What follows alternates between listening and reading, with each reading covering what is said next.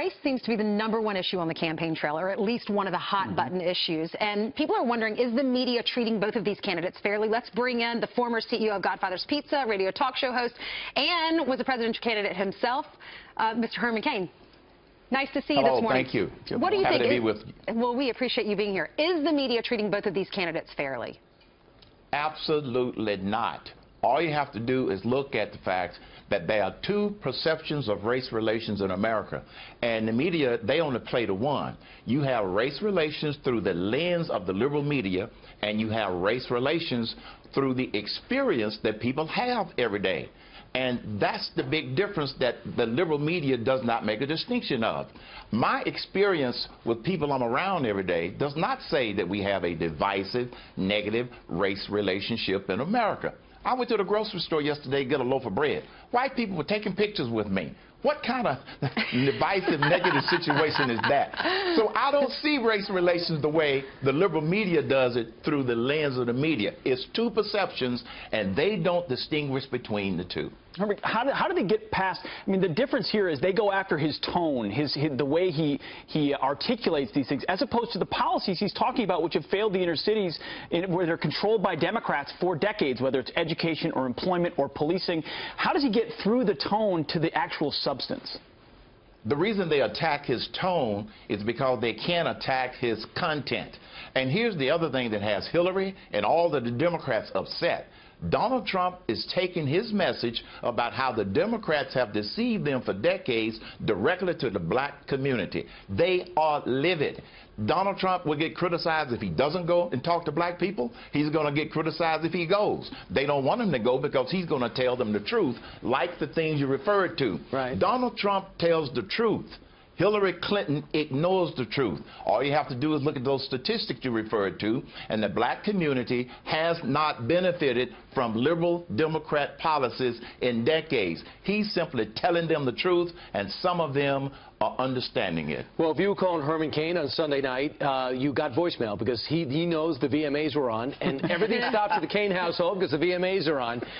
Beyonce played for about 45 minutes. She did her entire album, I think, but one of the things that stuck out with us is the fact that she did a mock dance scene where African-American dancers were getting shot and the light turned red as if cops assassinate black people at a dizzying rate. What's your thought about this message? Beyonce and her producers are entertainers. They're not political activists. Powerful, Secondly, very powerful. This is exactly what I'm talking about, Brian, in terms of through the lens of the liberal media. So they are utilizing the liberal media to send the wrong perception about what this is about. Go back to the Democratic Convention. They had the mothers of all of these slain black men on stage. That's fine. Where were the wives and the husbands of the slain officers who were targeted? They didn't present a balanced view. So all Beyonce and her producers did, they fed into this liberal lens that I'm talking about, and it doesn't represent what people experience every day. Well, clearly the white community has to listen to the black community, because we can sit on this couch and say our own opinions, but we're not living in a black community. So how can race relations improve here in America? And what does the white community need to do to listen to the black community? First, Ainsley, understand that there's a difference between the problems in the inner city, where you have a big concentration of blacks who are poor, without jobs and without hope, versus the rest of black America. They are not one homogeneous group. That is the first mistake that a lot of people make. What Donald Trump is talking about, we've got to address those issues because they're so far behind the rest of America, and determine some targeted approaches. Not more pandering, not more handouts, but real economic opportunity. Right. When we lost a lot of jobs in this country, which is something that we all are aware of, except the Democrats want to shift the subject and not talk about it.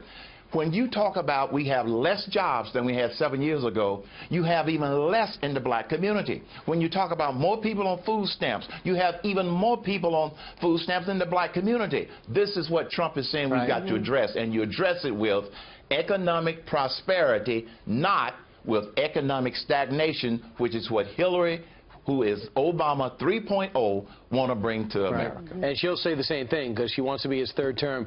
But on Saturday, Yes. critics will be silenced because Donald Trump will be going to a black church in Detroit. And so we'll see how that goes. He's going to take questions. Meanwhile, the other major story, which seems to be everyone's fourth and fifth story, is the Clinton Foundation and their link to what the State Department was doing during her reign as Secretary of State. Now we have emails that reveal that executives from UBS, the Rockefeller Foundation, and Western Union were all big donors to the foundation and asked for access to the Chinese president, who was in town for a luncheon. What does this tell you? It tells me that the Clinton campaign is desperate. Brian, you've heard me talk about 3 tactics that the Democrats use, and Hillary's using them on steroids. S-I-N, shift the subject. They don't want to talk about the Clinton Foundation. They don't want to talk about the email. They want to shift the subject to attacking Donald Trump.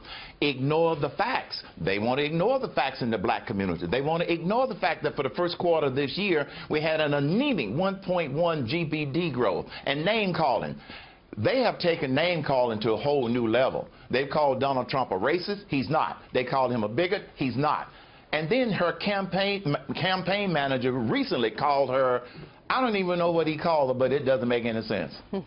Right. Hey, Herman, we're going to look forward to seeing you. The Trump campaign is utilizing you. They're going to have you out with Vice President nominee Mike Pence this week. And also will join us on Fox and Friends. Thanks so much. We'll be following you. He's doing a big rally, and I'll be there. Well, then it got even bigger. Herman Caine, thank you very much for joining us.